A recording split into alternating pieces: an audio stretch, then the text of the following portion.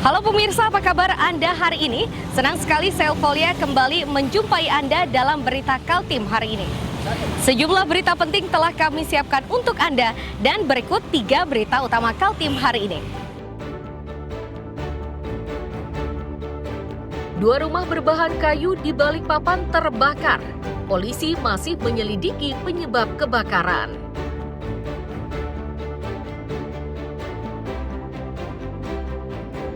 Warga bergotong royong membersihkan tepian sungai di Samarinda dan Berau.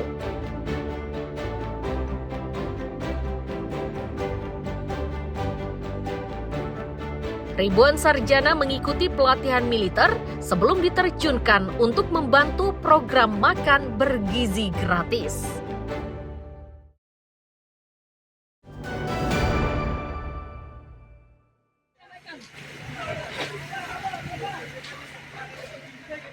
Kebakaran ini terjadi di kawasan Gang Tirtasari RT 53, Kelurahan Gunung Sari Ilir, Balikpapan Tengah, Sabtu tengah malam.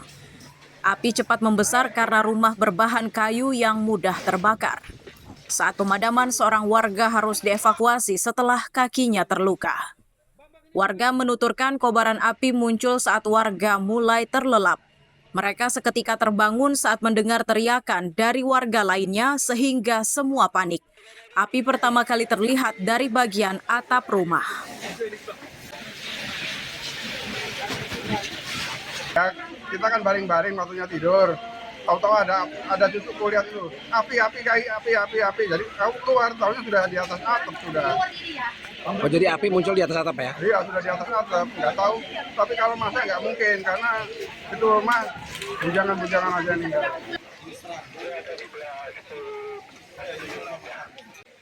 Kepala Pelaksana BPBD Balikpapan menyebut lokasi yang terbakar ini berada di kawasan padat. Petugas mengerahkan sejumlah mobil damkar dari beberapa posko.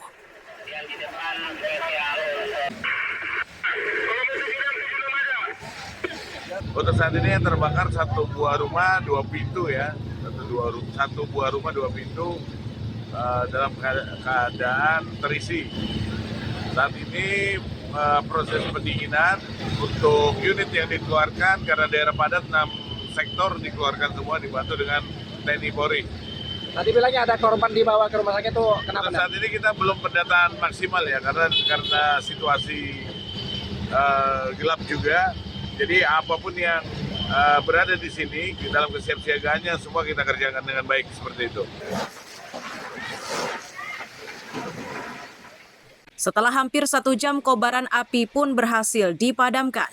Tidak ada korban jiwa dan penyebab pasti kebakaran masih diselidiki polisi. Amir Hamzah dan Ruslan melaporkan dari Balikpapan.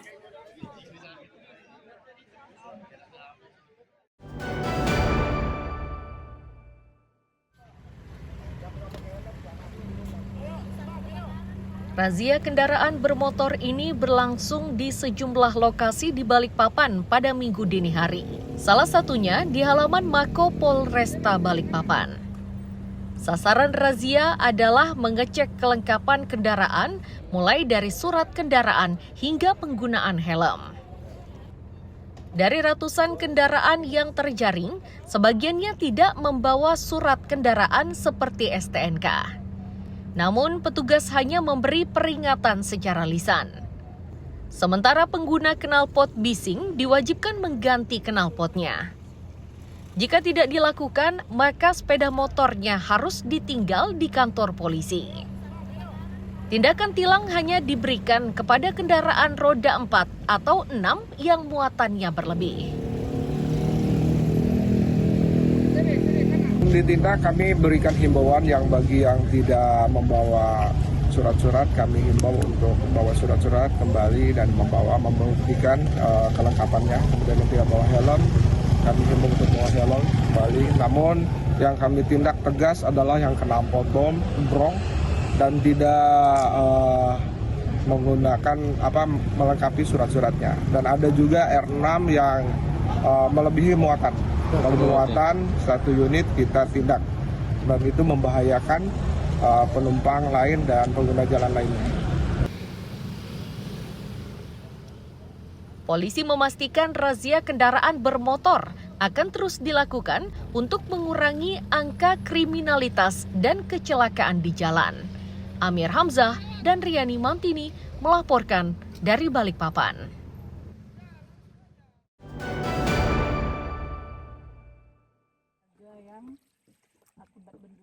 Seperti inilah pemandangan Desa Sebuntal, Kecamatan Marangkayu, Kutai Kartanegara. Rumah-rumah kini tenggelam secara permanen akibat pembangunan bendungan Marangkayu. Meski kondisinya seperti ini, pemilik bangunan belum mendapatkan ganti rugi apapun.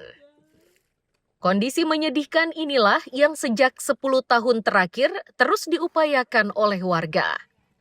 Terakhir mereka mengadukannya kepada wakil rakyatnya di DPRD Kukar Tenggarong. Mereka berharap DPRD ikut membantu warga mendapatkan haknya berupa ganti rugi lahan dan bangunan. Pasalnya akibat proyek tersebut, mereka kini kehilangan rumah dan lahan. Sebenarnya kami sangat bersyukur adanya bendungan, tapi pada intinya hak-hak kami tidak diselesaikan. Apa itu Pak hak-haknya ini? Termasuk pembebasan ganti rugi lahan kami. Sampai sekarang ini sudah bisa dikatakan 18 tahun sampai sekarang ini belum clear sampai pembayaran ini. Jadi situasi saat ini di sana Pak, untuk aktivitas warga sehari-hari gimana? Ya bisa dikatakan kami tidak bisa ada aktivitas lagi di situ. Tenggelam yang jelas tidak bisa aktivitasnya sudah 8 tahun. Tidak bisa ditempatin sama sekali Pak.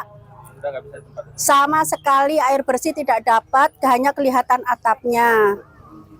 Dan Ibu udah ninggalin lokasi tersebut udah berapa lama? Sudah 8 tahun. Ya. Warga sekitar masih ada yang tinggal? Masih ada, tapi kalau kerja hanya naik getekan aja, pakai bambu. Pihak DPRD menilai tuntutan ganti rugi layak dan pantas. Terkait dalih yang menyatakan lahan tersebut masuk areal hak guna usaha atau HGU milik perusahaan negara, maka DPRD minta untuk dibuktikan secara hukum.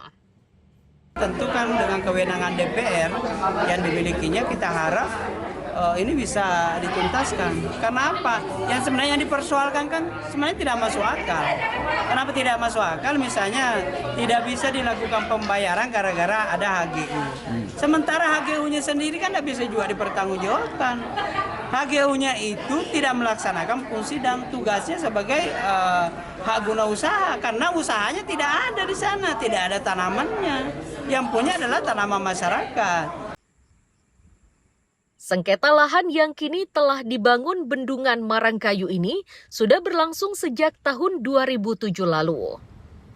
Warga akan terus berupaya demi mendapatkan haknya atas lahan tersebut.